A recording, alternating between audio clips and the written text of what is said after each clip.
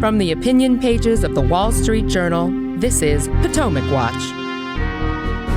Welcome back. Also on Tuesday, voters are going to the polls in Alaska, with one prominent name on the ballot being Sarah Palin. Kim, can you tell us what the story is here? Yes, poor Alaskan voters have a very difficult Tuesday voting date. One thing they're going to do is they're going to engage in their first ranked choice ballot, an election that is a general election to fill the remainder of Don Young's seat. So this is going to be the person who sits in that seat just for the few months until we get to the end of this Congress. On the ballot is Sarah Palin, also Nick Begich, who is the son of a very prominent Democratic family, although he is a Republican. That's been a little bit of a challenge for him, is telling everyone that he's not like all of the other elected politicians from his family in the state. And then also Mary Patola, who is a Democrat. And so Alaskans are going to have to rank their choices for these three. It's going to be very interesting. When they had the jungle primary to come up with these names, Palin came out on top with 27% of the vote, Begich with 19. There was another candidate who ran as an independent named Al Gross. He got 13% of the vote, and he has since dropped out. And so then Mary Patola. So there's these three. Certain polls have suggested that Palin, who's got great name recognition, has been fading a little bit. She has a lot of legacy in the state and name recognition, but a lot of people also feel that she kind of abandoned them after she dropped out of politics. So that's cutting against her. And then completely separate from that, Alaskans are also voting in a jungle primary for a whole bunch of bigger races too, the Senate race, the governor's race, and also they're voting again for Don Young's seat for who will fill the full 2-year term. And one thing to watch with these new ranked choice voting situations is the number of exhausted ballots, because just to remind people how this works, sometimes they call it instant runoff voting. And you have candidates, you can rank them, say, I want this person first, this person second, this person third, and so on. And then if nobody gets above 50%, the bottom person is eliminated, and all of those tallies are reshuffled. And they keep doing that until somebody gets above a majority threshold. And one of the questions that always comes up when new cities and states try this is, A, how many people filled out the ballots incorrectly and had their ballots thrown out or rejected as a result? And B, how many people, when you get to the end of this reshuffling process, have their ballots set to the side, not because they did anything wrong, but because all of the candidates they supported have been eliminated? And in the New York mayoral race last year, the mayoral primary, Democratic primary, at the end, there was something like 140,000 inactive ballots. And so I'll be curious, Monet, to see how that plays out in Alaska. And my thought, I guess, is they call this instant runoff voting, but it gets a little complicated. And I'm not sure what the problem with old-fashioned runoff voting was. Right. I mean, the thing with the ranked choice balloting is that it basically rewards the voters who are the most consumed with the political process, who are most educated about the way that ranked choice works, but then also who dedicate the time to understanding every single candidate in the field and developing a clear preference about how to rank them. So ranked choice voting doesn't require that every voter list all candidates to fill every number of available slots. And so in many cases, you do have voters who say, really, I've only heard of 2 out of these 4 candidates. I have no preference about the other 2, so I'm just going to list my top 2. But that means that if their top 2 candidates aren't among those who make it into the later rounds of the field, their vote gets entirely set aside. So basically, it gives an advantage to the voters who are willing and able to spend the most time and pour themselves into researching the election. But of course, we know that these are complicated things. Voters are ordinary people who have ordinary lives, and not everybody has the time to dedicate to learning every single candidate in the field and deciding what their preference is. So yeah, the New York ranked choice mayoral election in 2021 was certainly a messy one. You actually had the city government spending millions of dollars on educational campaigns to inform voters how the system works.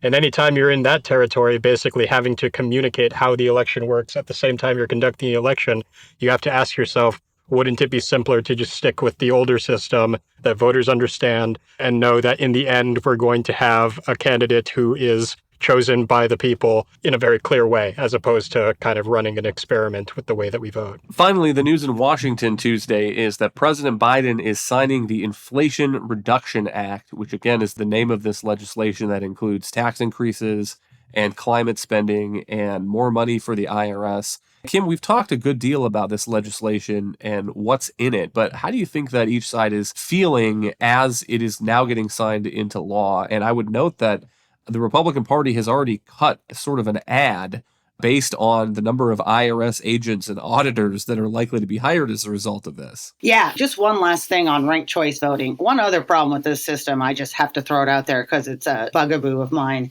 is that it completely blows up the party system in that it allows candidates to avoid having to be held accountable by their own voters within that party.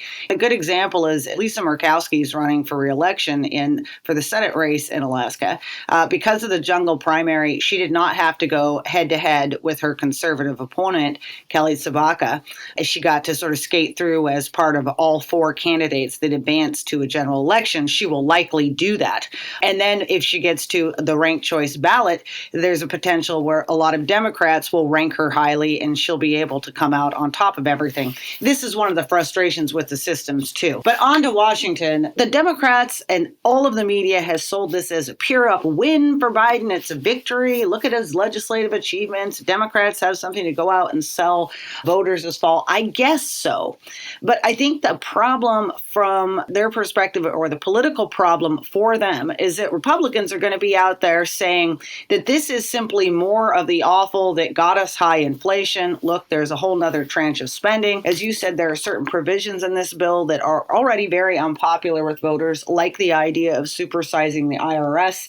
And so I think they got plenty out of this bill to campaign on as well, too. We'll have to see as we go forward in the next couple of months how this works. But if inflation remains high, I think that this is kind of a gamble for Democrats. Let's spare a moment, though, before we move on for the SALT Democrats in the House. And when this bill passed the House on Friday, they voted for it after making the argument Monet. These are Democrats from high tax jurisdictions, New York, New Jersey, California. They have said that they wouldn't vote for any tax changes to the tax code unless they uncapped the deduction for state and local taxes. And just as a reminder to people how this works, it ends up acting as a subsidy for these kinds of jurisdictions because Trenton and Albany and Sacramento can raise their taxes by $1. They can raise their taxes by $1 without inflicting $1's worth of pain on their residents, because some of that is going to get deducted and essentially subsidized from the federal treasury. And Monet, I guess I'm not surprised that the SALT Democrats decided to go along with this bill anyway, but I am a little bit surprised at the flimsy justifications that they're using. Right. To their credit, I would point out that the red line that you saw drawn by congressmen like Gottheimer in New Jersey and Swazi in New York was that we don't want to go along with any personal income tax increases unless we get a lift or elimination of the cap on the state and local tax deduction. And the version of Build Back Better that the Democrats are about to sign into law doesn't include rate increases on individuals. So that's the line that they're saying, yes, we failed to get the change to the SALT deduction cap that we were seeking, but the reason we aren't sort of willing to tank the bill for that is because our fellow Democrats agreed not to raise any individual rates. The taxes that you do see going up in this version of the bill are on stock buybacks and on corporations for their book income. So it's a little bit of a discrepancy. But at the same time, I think we can put it in context and say that, yeah, there are a lot of sort of Democrats who have gone along with leadership because the party feels like it's desperate to have a legislative accomplishment and who would have liked to get their own priorities sort of taken care of in the bill, but ended up just having to fall in line. And that's something we've seen time and again sort of in Pelosi's Washington. And so the leadership and President Biden have scored another victory here. But a lot of the Democrats across the country who claim to be moderate and looking out for the interests of sort of more centrist voters have really failed to make good on that promise. Well, Monet, I think you might be going a little bit too easy on these guys. I mean, here's the unequivocal statement from Josh Gottheimer and Mikey Sherrill. This is from January. We support the president's agenda, and if there are any efforts that include a change in the tax code, then a SALT fix must be part of it. No SALT, no deal. So now that they're saying, well, we really only meant the personal tax code, to me, it looks a little lawyerly. But Kim, all eyes, it seems, are back on Joe Manchin because he had promised that he would vote for this in exchange for some sort of permitting reforms. We don't have a great idea about what those permitting reforms might look like.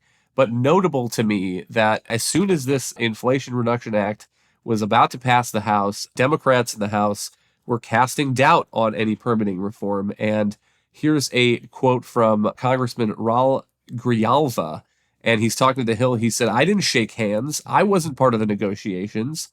Kim saying that he feels no obligation to go along with whatever Joe Manchin says he was promised. And so where do you think this goes, Kim? And we'll give you the last word. Well, everyone's on vacation at the moment, and I guess we'll really see how this pans out when they get back in September. But look, we've pointed this out on the show numerous times. The notion that Democrats who, live in fealty to environmental groups were going to roll over and give Joe Manchin these provisions in permitting and other things is crazy. And it's interesting to me that he doesn't really have a lot of leverage, at least not in the short term. Now, one thing to remember, Democrats still have some things they would like to get done before elections. Some things may get pushed on into a lame duck, but even then, Joe Manchin is going to be the 50th vote. So, on appropriations, on riders in appropriations, you can put policy riders into appropriations. We'll see where he takes this. I find it hard to believe that he's going to be able to get across a standalone legislation, but is there some way to slip something into a deal? Because the added complications is Republicans are very unhappy with him right now. And while they might like some of the permitting reforms he put forward, they will not want to be seen to be rewarding him for having cut this deal. Thank you, Kim, and thank you, Monet, and thank you all for listening. You can email us at pwpodcast@wsj.com. If you like the show, please hit that subscribe button, and we'll be back tomorrow with another edition of Potomac Watch.